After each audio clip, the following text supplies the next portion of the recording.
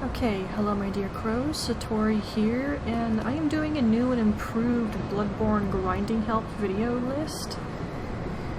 Because as I was making a new one, I realized my older ones weren't particularly concise, not to mention there's new stuff that I have taken note of, so I'm going to add that in. However, I will tell you now, for a couple areas I have not done exact calculating on blood echoes, like I have a few other locations.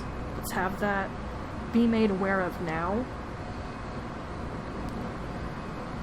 And I'm pointing that out because in other videos for this improved playlist, you will see that I have a calculated number of exactly how many blood echoes on my route I'm going to get altogether, at least based on my terrible math calculations, because I do not deny being bad at math and potentially being bad at using a calculator.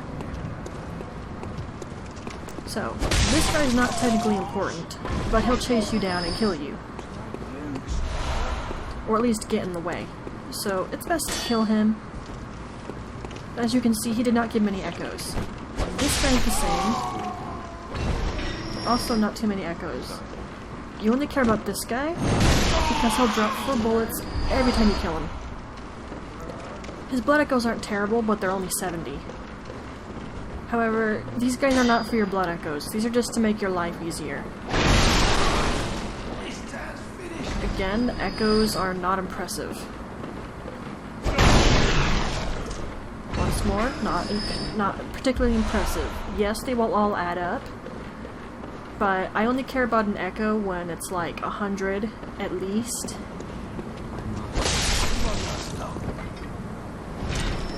And so far, it doesn't look like anyone other than the gun guy was getting close enough. Again, I'm not doing a full calculation for this.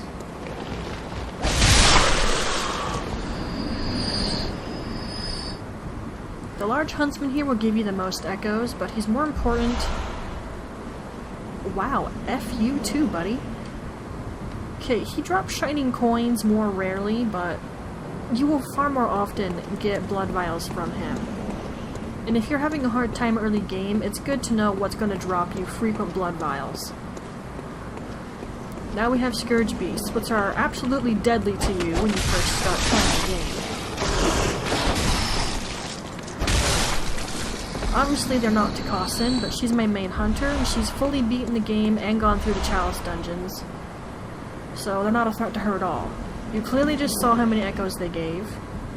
And they also will always drop you blood vials, but on occasion, they will drop you a bloodstone shard, which is a level 1 weapon upgrade material. Now we're gonna head back, because we're not done yet. And keep the weapon material upgrade in mind. We're not done with him. Because this route's not just about blood echoes, it's also about blood vials. You need those for healing. And if you have a lot of them, you can sell them for extra echoes if you're desperate. Which I will say I've done before.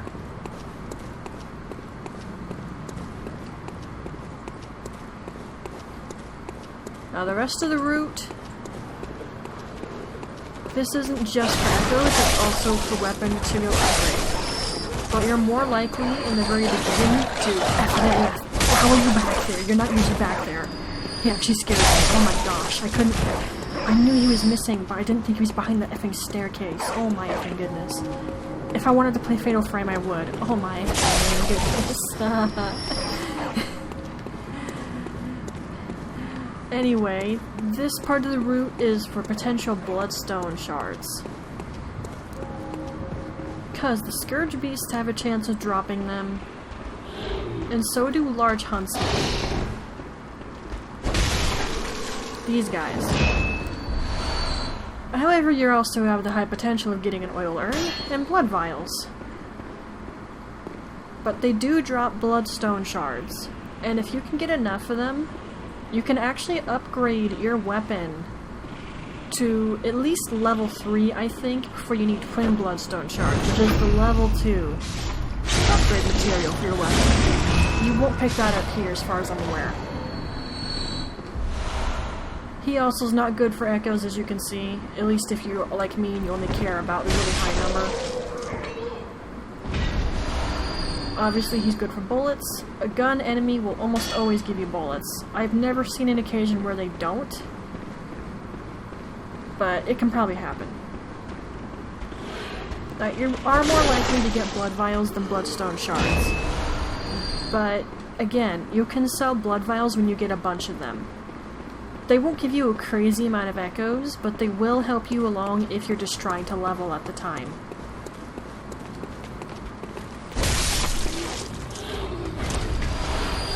Now, early game, I don't recommend doing this. You could run forward to get one of the gunmen's attention, particularly the large huntsman's attention, then run back into the main room over there. But do not run out here and try to fight the large huntsman. You absolutely want to get his attention and then run back in here.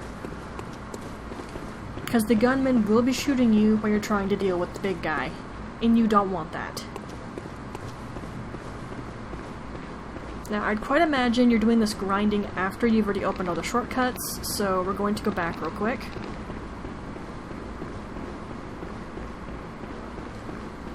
It's just easier for me if I do it this way. If you want to walk over there the other way, that's fine, but I'm doing it my way.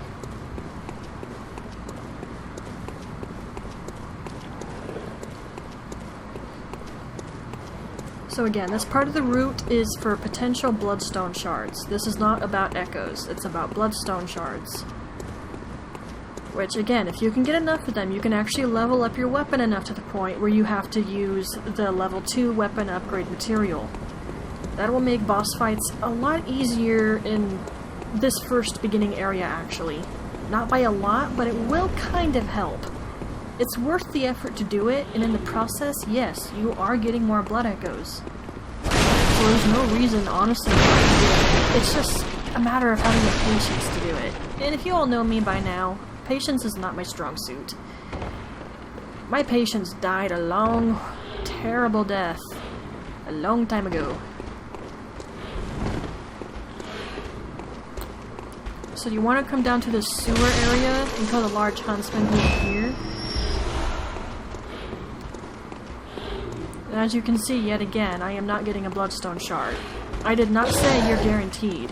I said it happens. Honestly, you basically have to hope the RNG gods feel like smiling upon you. I have had occasions where I have gotten a lot of bloodstone shards, but it didn't always like to happen. Now there's one more down here. The rats will drop you, throwing knives, by the way. You can use those to gather things' attention, which can be helpful. Yep, see, there. I didn't get any. Again, it's not a guarantee. Ah, that fall actually really hurt. Hahaha. Speaking of, I have a throwing knife. Bye. Alright, the next part of the route, and this is just for blood vials and blood echoes.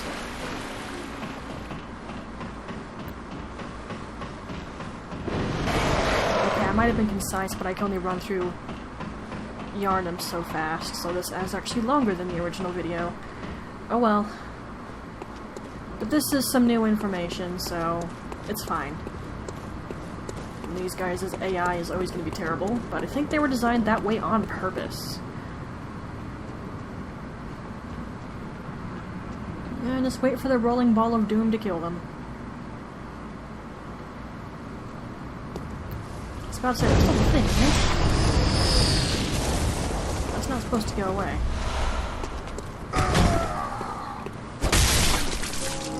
Just because I can tank his hit doesn't mean I want to.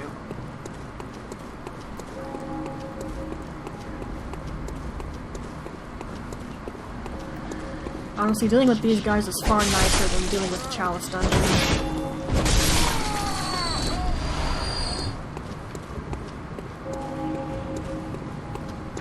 Okay, now you can pick and choose your battle right here.